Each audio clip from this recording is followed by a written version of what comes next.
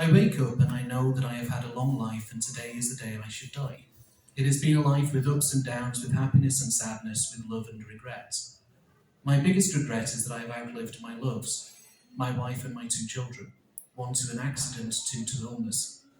I do not feel I have deserved to outlive them, but I have always done my best to carry them with me. My wife, on her deathbed 5 years ago, told me to try not to be alone. But I never knew where to begin with starting again, and those 5 years went by as quickly as they did painfully slowly.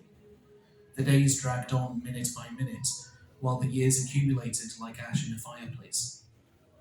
My daughter was taken more quickly. A drunken driver when she was 15, when she was walking home with friends one night. 1 second her life, her beautiful smile and awkward moods were there, and they all stopped existing in less time than it takes to break. My son never even called me dad. He never had time. I remember his smile, his eyes, his cry, and the way he would wrap his hand around my finger. And I remember holding my wife and telling her we'd be okay in time, and in time we were, and we weren't, and that was the way of our lives. So I am not ready to die. I have not made more of my life. I have not lived the life that was denied to the three of them. I have too many regrets and too many losses. I find myself searching desperately through soberness and not soberness. But when I was a child, I caught a fairy. Did you know that you can catch fairies? If you're the only one around and it's just on the cusp between night and morning, and you're in just the right part of the forest where the leaves are too dense for the first rays of the sunlight to get through. You see, they're small enough that they think it's still night, so if you're quiet and quick and quite precise with a net and then a jam jar, you can catch one just as they wake up. When I caught the fairy, she shrieked and fought against the glass jar, her sharp little nails whining as they scratched against it until she calmed down and started begging instead, and then until she calmed down more and started reasoning and bargaining. She told me when I would die, and she told me that I would have a long life. And she told me that in return for letting her free, she would find me on that day and use her magic to grant me more time. She said it was a promise, and fairies always keep their promises. I accepted the bargain, probably prematurely, but I was just happy to know that I would have a long life.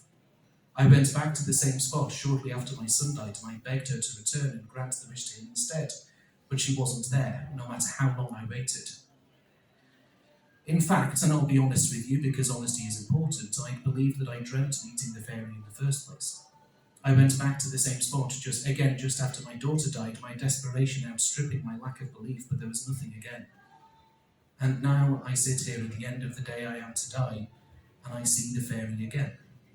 Her tiny body, barely the size of a butterfly, her frail translucent skin, her impossible fragile wings as she settles in front of me. Her voice isn't even loud enough to be a whisper, and it isn't quite a voice, but more like the tiniest bells being chimed by the wind in another room in the house somewhere. And she tells me that she did promise, and a promise is a promise after all, and she tells me the fairies always keep their promises. And she tells me that she can grant me more time, as she always knew would be my dearest wish, but she can't do it without taking something in return.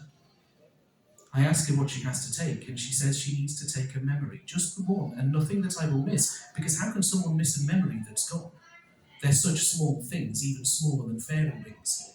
And she promises, and fairies always keep their promises, that the memory will be one that caused me pain, and in return I can have some more years.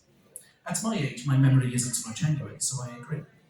She comes to me and hovers just out of sight, but then I feel something like the tiniest little sewing needles push ever so briefly below my ear, and then I wake up. I wake up and I know that today is the day I should die. It has been a life with ups and downs, with happiness and sadness, with love and regret. My biggest regret is that I have outlived my loves, my wife and my child, one to an accident, one to illness. My wife, on her deathbed 6 years ago, told me to try not to be alone, but I never knew where to begin with starting again, and those years went by as quickly as they did painfully slowly. The days dragged on minute by minute while the years accumulated like ash in a fireplace. My daughter was taken more quickly. A drunken driver when she was 15, when she was walking home with friends one night. 1 second her life, her beautiful smile and awkward moods were there, and they all stopped existing in less time than it takes to break. So, I am not ready to die. I have not made more of my life. I have not lived the life that was denied to the two of them. But, when I was a child, I caught a fairy in the cusp between night and morning in the right part of the forest where the leaves are too dense for the first rays of the sunlight to get through. You see, they're small enough that they think it's still night.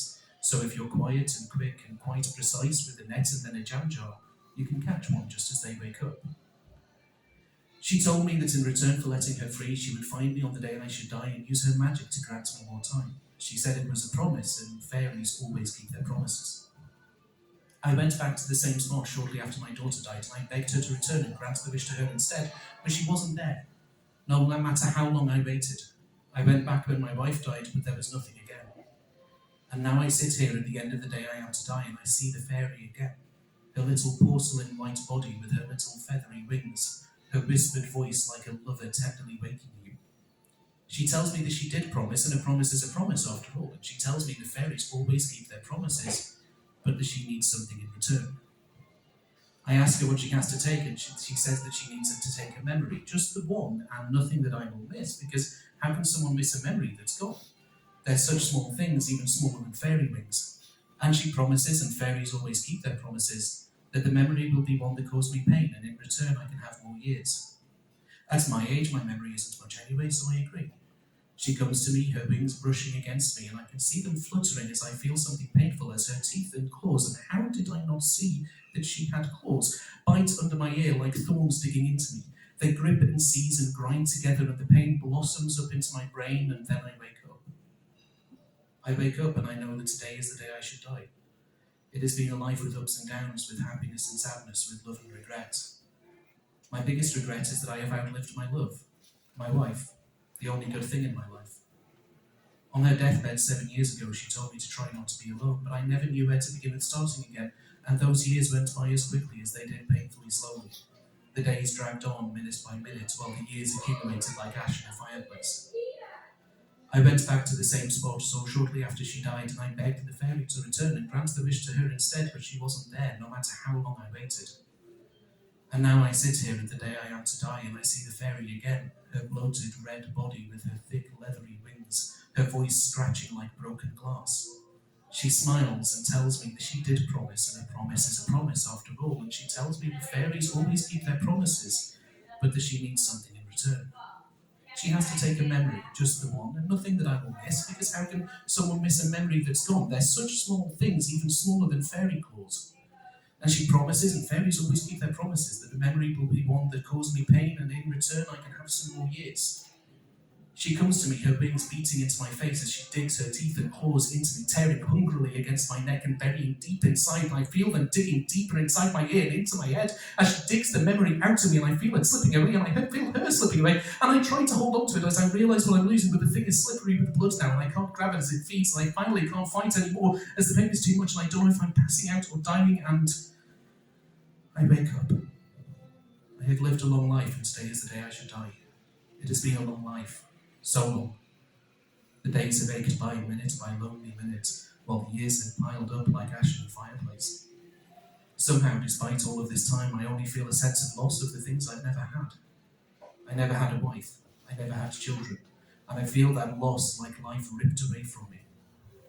I am ready to die. I have not made more of my life. I have not lived the life I could have. But when I was a child, I caught a fairy in the cusp between night and morning in the right part of the forest where the leaves are too dense for the first rays of the sunlight to get through.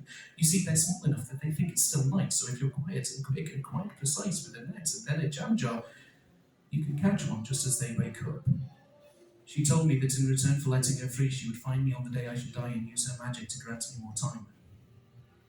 I am terrified now that she will come back, that she will force me to live longer, and so I wait for death in whatever form it comes. She said it was a promise, and a promise is a promise after all. And fairies always keep their promises. Thank you.